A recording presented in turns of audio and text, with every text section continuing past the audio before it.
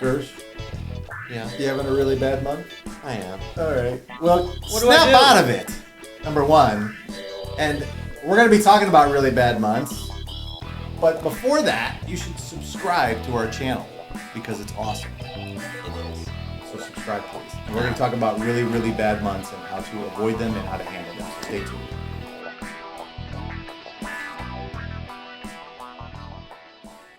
All right, welcome everyone to the latest edition of Between Two Erics, where we take seemingly complex financial issues and, of course, we make them Easy. easy and simple.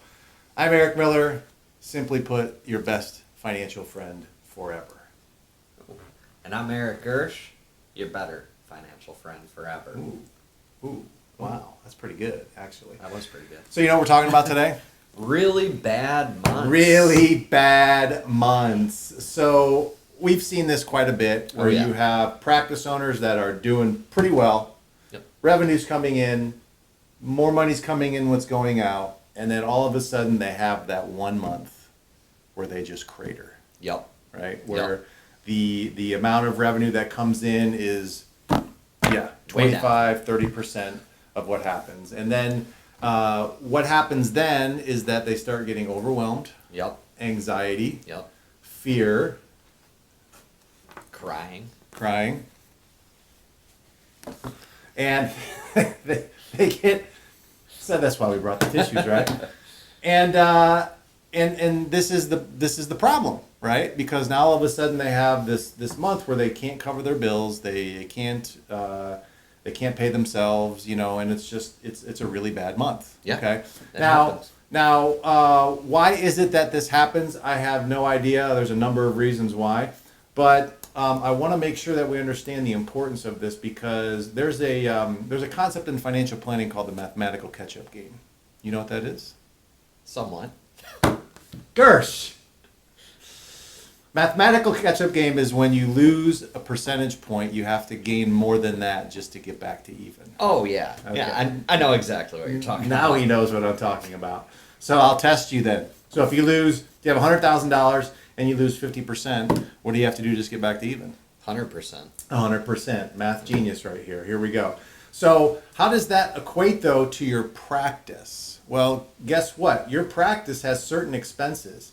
And if you have a really bad month and you can't cover that, then you're going to have to overcompensate for that for the next few months. Yep. Just to get back to even. Yep. So it's not something that like, okay, I'm down, my make-break number is 100, I have a $70,000 month. If I just get back to 100 again, I'm fine. No, you got to do 130. Yeah, you have to Or actually you have to overcompensate for what that deficit was for that particular month. I mean, you don't have to, but you're not going to have enough money in reserves. You're not going to have enough money in taxes. You're not going to have enough money to pay yourself. So you're going to have a deficit, Yep. right? And you may not necessarily feel it, but it's there. It's totally there. Yep.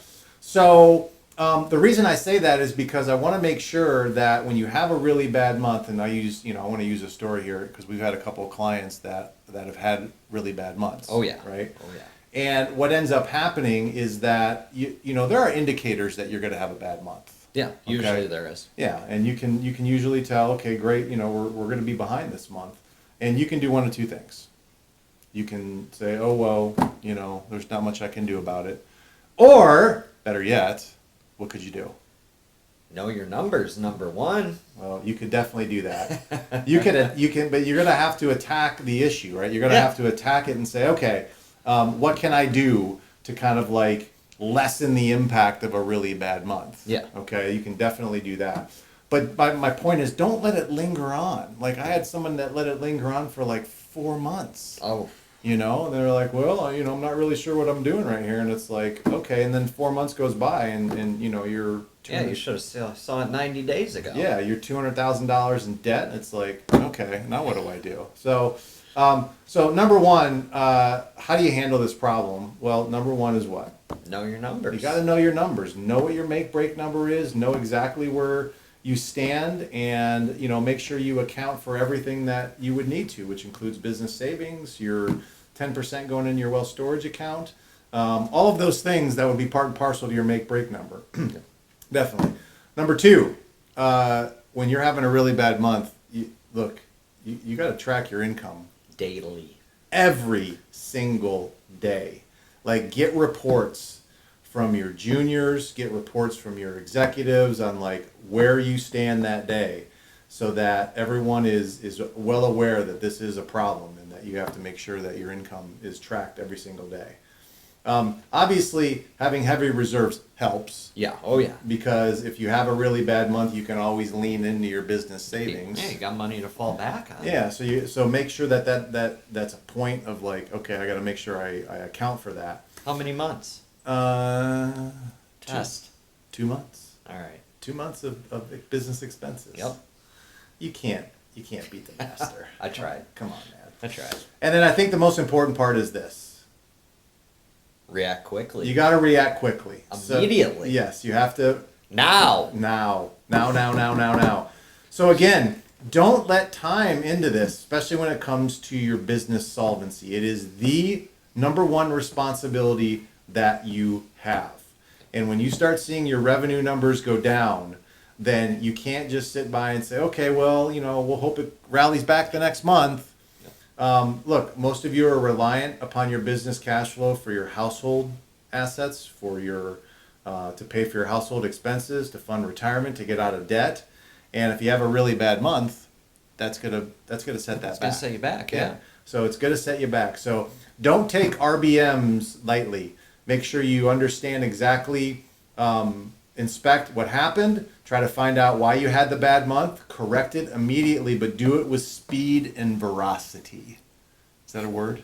Ferocity. Define it. Ferocious. All right. Like, attack it. I'm gonna have to Google that. Yes. We'll get back to maybe it. you should buy at the thesaurus every once in a while. A dictionary or the source? Aren't they the same things? It's a good question. Okay, don't listen to us on English, but when it comes to personal finances, I think we know what we're talking about. Yeah. Okay. All right, so that's it for this week. Know your numbers. If you have an RBM, don't beat yourself up too bad. Don't feel like, oh, woe is me, and, start getting into that whole, like, grief and, whatever other negative emotions Just that they are. attack it. Just attack it. Like, attack it. It's okay. Everyone goes through it. But if you beat yourself up on it, you're just gonna perpetuate the really bad month. You don't want that. Okay? All right. That's it for this week.